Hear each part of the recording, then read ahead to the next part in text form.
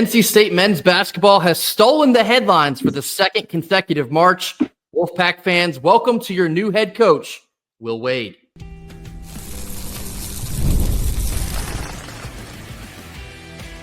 You are Locked On Wolfpack, your daily podcast on the NC State Wolfpack, part of the Locked On Podcast Network, your team every day. What's up, Wolfpack Nation? It's time to get locked in with Locked On. Thanks for making Locked On Wolfpack your first listen each and every day. We are free and available wherever you get your podcast and on YouTube, part of the Locked On Podcast Network, your team every day. Our Monday show is brought to you by Gametime. Download the Gametime app, create an account, and use code LOCKEDONCollege for $20 off your first purchase. Terms, as always, apply. Happy Monday to all. As always, I'm Grayson Boone, joined by former Wolfpack defensive tackle Kenton Gibbs. Kenton, it was a Wolfpack weekend, as I like to call them. This is a weekend where seemingly everything that can go right for NC State does go right for NC State. We had a national champion in wrestling. Shout out Vince Robinson, the lightweight champion at 125 pounds. Shout out to Mike Jones, our wrestling correspondent, giving us each and every update for the entirety of the weekend. We have a new national champion wrestler at NC State, Vince Robinson. Congratulations to Vince. That certainly was not the last of the news. Will Wade. Will Wade is your official new head basketball coach at North Carolina State University. Soak it in, because that is a real sentence. It's 100% complete. We've talked about it. The progress meter being at 99% the last couple days. Folks, we crossed the threshold. It is 100% done. The ink is dry. Will Wade's coming to Raleigh, and his opening press conference will be on Tuesday afternoon. You know, I absolutely love this hire. And for all the people saying, oh, Texas is coming down the pipeline now. Oh, yeah, Texas is getting rid of their guy. You know how tough that's going to be to replace. What happened? Anybody want to put a source out there for those things? Because here's the thing. I will go. We can go source for source if you tell me who told you that. I'll tell you exactly who and why I knew Will Wade was the guy from day one. Well, because, it's a very unserious behavior. But Will Wade is here. I'm not worried about unserious behavior. I'm worried about some serious winning. I'm worried about a coach that is like no other. I'm worried about a coach that has turned around program after program after program. Let me give you some fun facts about Will Wade that people may not know. LSU had a number one pick on their roster and did not make the tournament. Who'd they hire after that, Grayson? Some gentleman named Frank, I think. Perhaps his middle name is like Williams, maybe. It's Frank. Oh, okay, Will Wade. And what they do after that? Oh, nothing much. There's a couple of tournament appearances, looking pretty good and all that. And then some things happen because, again, people didn't like it when the labor was getting paid for their work back then, which, okay, fine, sure, I get it. Rules are rules, okay. And then there's a detour taken down to Lake Charles, Louisiana. Now, quick question, Grayson. Do you know what conference had the biggest gap between their champion and the number two in their league this year in men's basketball? Was it the Southland Conference? The Southland Conference, Grayson. What team won the Southland Conference? The McNeese Cowboys. And who was the head coach of the McNeese State Cowboys? I think it was that Frank fella, Frank Williams. Oh, how about them Cowboys? How about Will Wade? How about that Wolfpack? That's what they're going to be saying in the very near future, because, again, Will Wade doesn't have to tell you, hey, I'm going to do great things. I'm going to turn this program around. I'm going to win. I'm a firm believer of the greatest indicator of the future is the past. The greatest indicator of the future is the past. And if Will Wade has not only been successful, he's been hyper successful. He's been extremely successful. He's been rewriting record books. He's been doing things unheard of at other places since day one. And I'm not supposed to be excited about Will Wade. I beg your pardon. I beg your pardon. I can't remember who made this song, but we got the Dirty Foot Club to the left of me. We got the Blue Devils to the right. And here we are, stuck in the middle with Will Wade. And damn it, I'm happy to be here. This is the part of the saga where it starts to actually feel real for Wolfpack fans. And the ink is dry, as I said. It's 100% done. His press conference is going to be 1 p.m. on Tuesday, which you can stream on gopack.com, I believe, also on ESPN Plus if you are subscribed to that.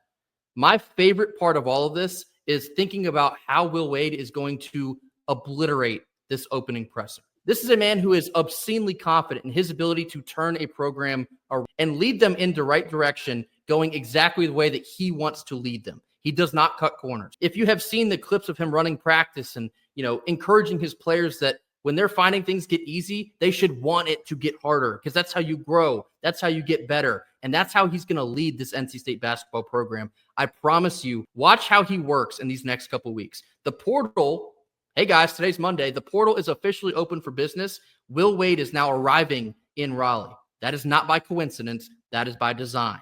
Will Wade is going to crush portal recruiting. We'll talk about the GM potentially also a part of this. Andrew Slater is the name to know. It's still unofficial as of right now, so we'll save the bulk of that conversation. But Andrew Slater is a guy that has potentially more connections than anyone in the basketball world. He's currently a scouting director for the OKC Thunder in the NBA, but he is well-versed in the AAU circuit in high school basketball, showcase basketball, been everywhere, talked to everyone. I think it's also funny that a lot of people think he might be Trilly Donovan. That's unconfirmed as well. But if you've seen Trilly Donovan, people have never seen Andrew Slater and Trilly Donovan in the same room together. So unofficially, NC State might have just hired Trilly Donovan, if you can conceptualize how big of a deal that is. But no, back to Will Wade here. This is our guy. This is our number one option. We landed the number one option, and I can't wait for Wolfpack fans that are not all that familiar with Will Wade to watch how he handles himself. He will win the press conference. And everybody remembers that Coach Keats stepped to the podium and said, Coach Keats is a winner. I can't wait for the tagline that we're going to get. He's going to give you one, if not like five. He's essentially like a walking Instagram quote machine. And, just to reiterate, it's been so cool to see NC State essentially be the story of March Madness again. And we're not even in the tournament. Charles Barkley continues to talk about Will Wade and the connection to NC State. And I heard him say this. You can look it up. I'll probably put it in this podcast. Charles Barkley said, and I quote, NC State is one of the best jobs in the country, unquote. That guy can flat out coach. NC State has got them a great coach. I feel bad for McNeese, but we all looking for better jobs. NC State is one of the best jobs in the country, and that guy can flat out coach. Welcome to him. ACC better watch out, because Will Wade is coming, and he turns teams around instantly. It's going to be interesting to see him there. And nobody held him at gunpoint for him to say that. He said that because he believes it.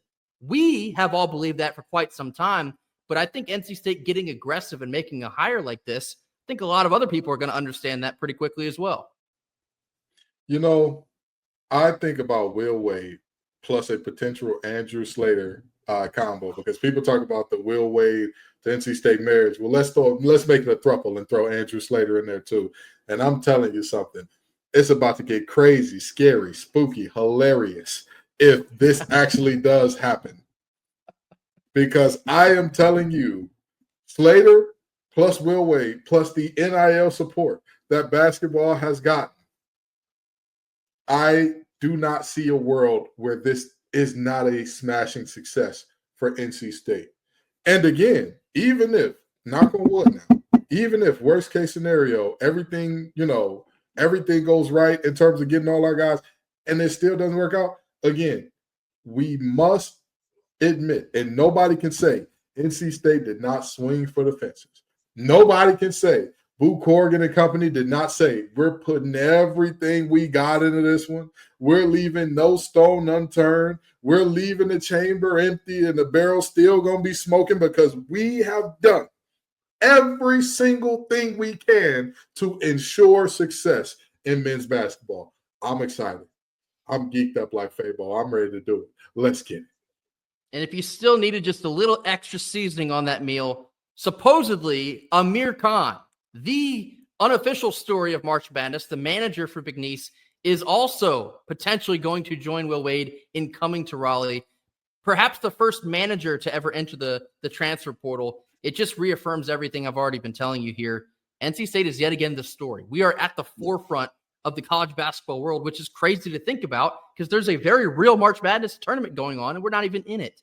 That is how big of a deal that this is. This is a real moment in time where you can feel a shift that NC State is getting serious about success in basketball. Some might even say that they're showing they're more serious in this than they are in football, but I guess we'll see how that goes in the next couple months as well. But NC State is going all in, and so should you. This is the time for the fan base to buy in, ride as one, join Wolfpack NIL, donate whatever you can because every penny helps. If you want NC State to get to the next level, they are well on their way. And so it is so vitally important that NC State buys in as one.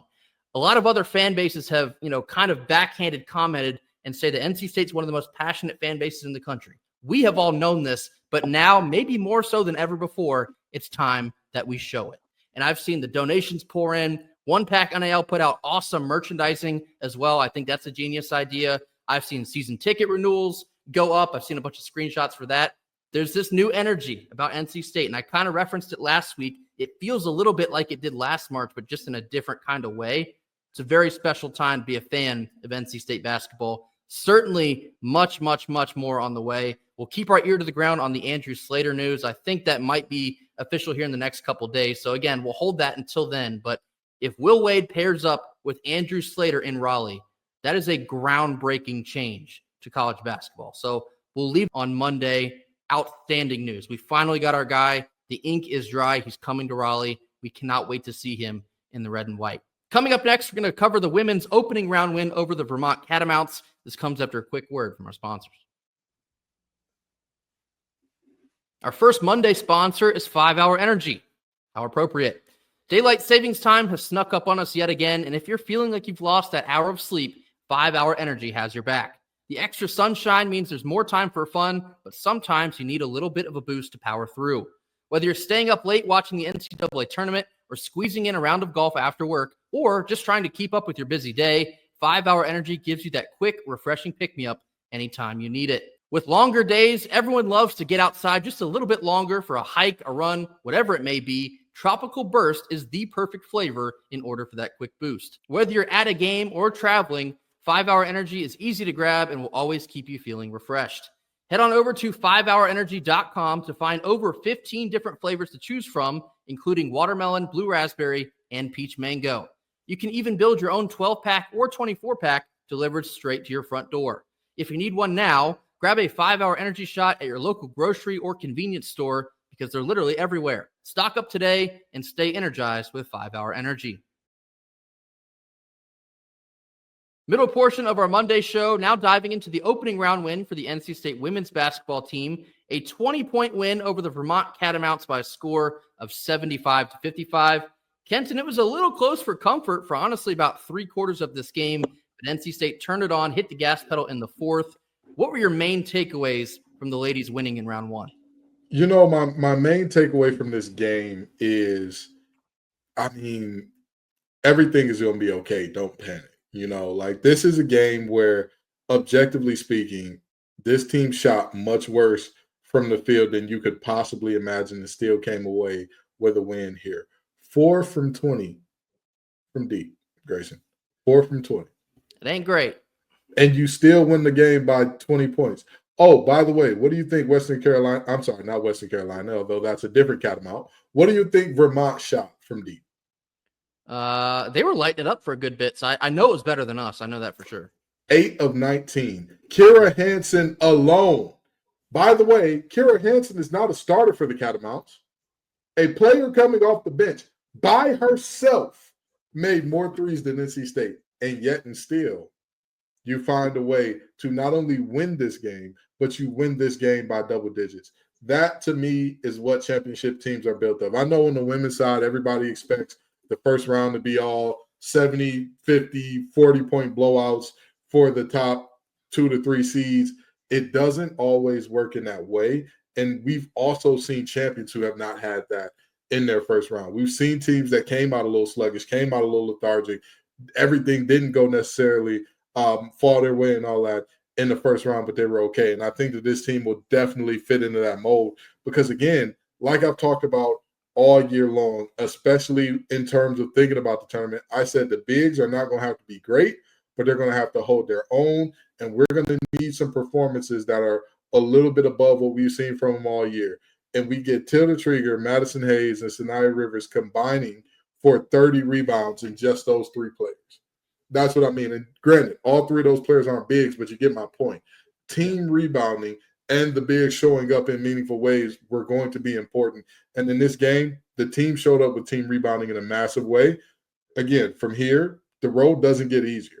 It doesn't get easier. Michigan State is a very good team. I talked about the fact that I thought that Harmony Brown and company were going to pull off the upset there.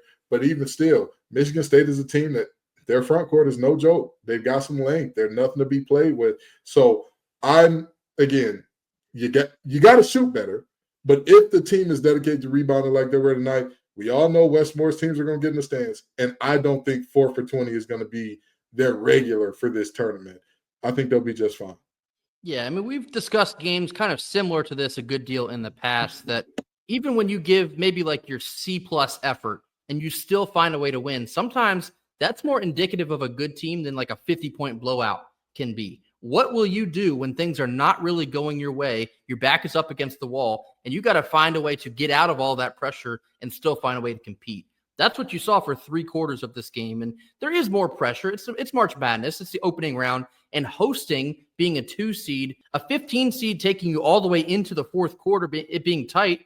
I mean, yeah, things can easily get dicey. You can almost press too much and find yourself in a bad spot. But that's not what a Westmore coach team does. In fact, they found another gear there in the 4th, outscoring them 23-9. And that's really what you expected from the 1st quarter. But even when your performance doesn't go the way you want it to, how are you still finding ways to affect the game in a positive manner? And like Kenton just told you, Madison Hayes give you 12 boards, which is not exactly out of the ordinary because she's always mixing up on the inside, crashing the boards even when she is a bit undersized, so to speak. But she has that dog mentality. And I saw that post-game interview with her and Zoe Brooks. And Zoe Brooks is barking into the mic talking about Madison Hayes. The chemistry of this team fight you through some rough moments, even against an inferior opponent. So absolutely, you really saw the character of this team come out. You're certainly looking for a lot better execution here in the rounds to follow. But my biggest takeaway was exactly that. Even when they were relatively inefficient and weren't able to get in an offensive flow, they still found a way to dominate there in the 4th quarter when it was winning time. And that's what this team, more often than not, that's what they do. So it was a good win in the end, a 20-point win over the Catamounts. I did find it funny that Kenton was talking about the last time we played a Catamounts team, it got a little dicey heading into the 4th quarter, and then it played out again just in a different fashion. So maybe we just stop playing Catamount teams for the foreseeable future. But NC State women's basketball is moving on. They will face Michigan State in the round of 32 today here on Monday. Certainly looking for a better performance there, because if you replicate what you did against Vermont, you might find yourself on the outside of the Sweet 16. But a 20-point win nonetheless, looking for much better execution here on Monday. Coming up next, we'll have a special guest on to talk about some potential conference realignment coming down the pipeline and a bill that could tie NC State and UNC together when those times come through. More on this after a quick word from our sponsors. Our second Monday sponsor is Gametime. Imagine watching your favorite team live, feeling the energy of the crowd, and witnessing unforgettable moments in person. There's nothing like experiencing the big game. So getting tickets sometimes can be stressful, and that's where Gametime comes into play, making it easier than ever to grab last-minute seats at unbeatable prices. The curation of Gametime picks makes it easier to find better value on tickets to sports, concerts, comedy, theater, you name it, they got it. Toggling the all-in pricing feature on the app will show your total upfront, so you receive 0 surprises at checkout. And as always, you get that panoramic view of your seat in the app before you buy, so you know exactly what to expect upon arrival. To top it all off, their lowest price guarantee will credit you 110% of the difference if you find the same seats for a lower price on a different site. Take the guesswork out of buying tickets with Gametime.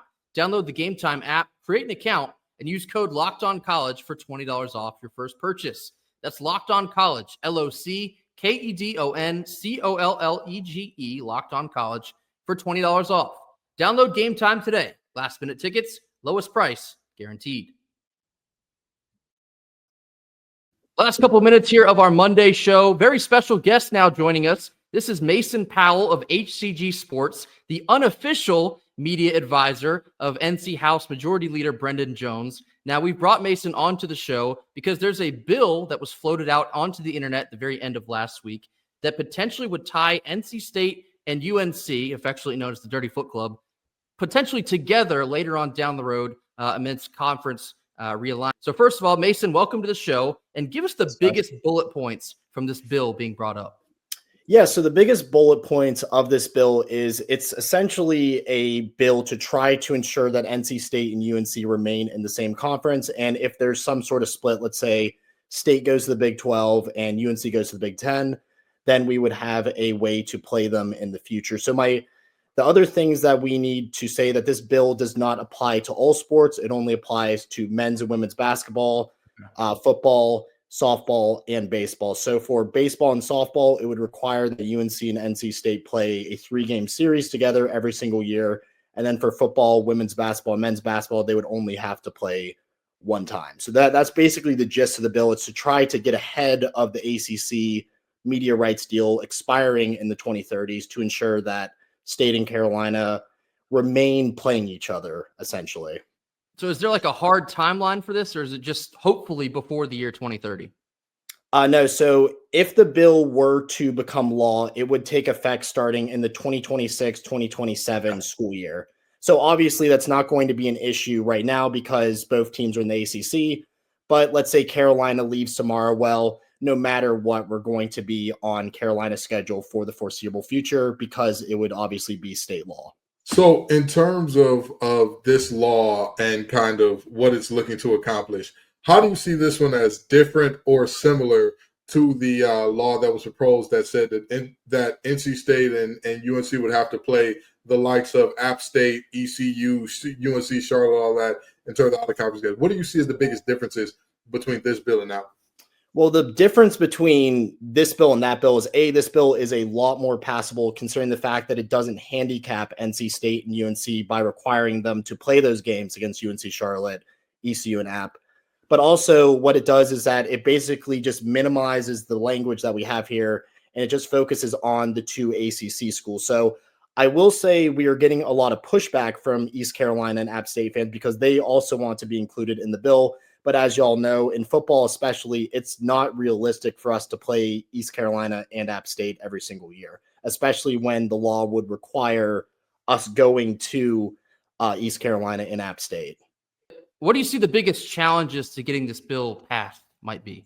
So there's 2 main challenges that we're going to be facing, and one is simply the North Carolina State Senate. It is not it's not unlikely that the Senate will not even take up the bill. So there have been bills in the past that passed unanimously through the North Carolina House that the Senate doesn't even see. So for instance, the past 4 sessions, we've passed a state cookie bill in the NC House, and then the Senate doesn't even take it up. So there could be bills that go 120-0 in the state House, and the Senate doesn't even take a look at it. So that's part one. But part 2 is the fan bases that we've been talking about prior to. So East Carolina fans want to have a part of this bill, and they're the ones who've been most vocally against this bill. The way that we would get around that is that we would add a proposed amendment that we're working on right now. And essentially what the proposed amendment would say that we would be required to play East Carolina, App, or UNC Charlotte, one of the 3 every 3 years. So that's the way that we might try to have a compromise with the East Carolinas and App States of the world. Now, I need you to take off your staffer hat, put on your HCG sports hat right here.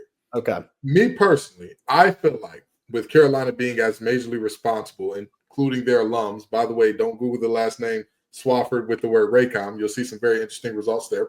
But me personally, I feel like, UNC has done a lot to the detriment of this conference in terms of their direct alumni and kind of what started the ACC on the path to becoming a lesser tier conference here. In your personal opinion, is this not at minimum like, hey, this isn't even really the comeuppance you deserve in terms of what has happened here and how certain deals were struck, but this is at minimum saying, hey, regardless of the fact that you're a national brand, and objectively, despite the fact that we know Wolfpackers are all over the world, the ratings say it's more of a regional brand than national. This is what you deserve at minimum. This is something where it's like, you should have to do this, and you should be excited to still play this rivalry, in my opinion. But what is your opinion on that side of things? So I think what UNC has caused almost all this. If we had a dedicated UNC who was all about the ACC and all about maintaining the rivalries in the state, this bill wouldn't even have to exist. So it is essentially UNC's fault that we're even going to be put in this situation, considering the fact that they're having wandering eyes to the Big Ten and the SEC.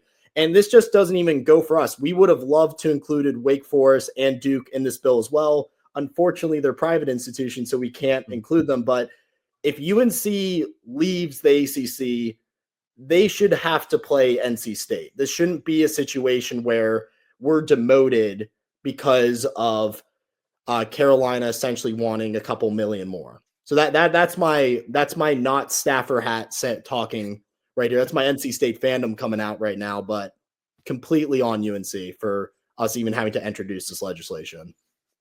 And we've obviously heard, in previous months that there might be potential bills that would tie these two institutions together that would have to be like a package type deal in terms of conference realignment. Do you think this bill would be potentially having those similar effects down the road? I definitely do. So there's already been talk in the legislation of amending the language again to just not requiring that UNC and NC State play each other every year, but we would switch it to that they have to be in the same conference. So that would be the ultimate goal of this. But we feel that the lighter language is more likely to get passed. So then we would already have that barrier towards UNC.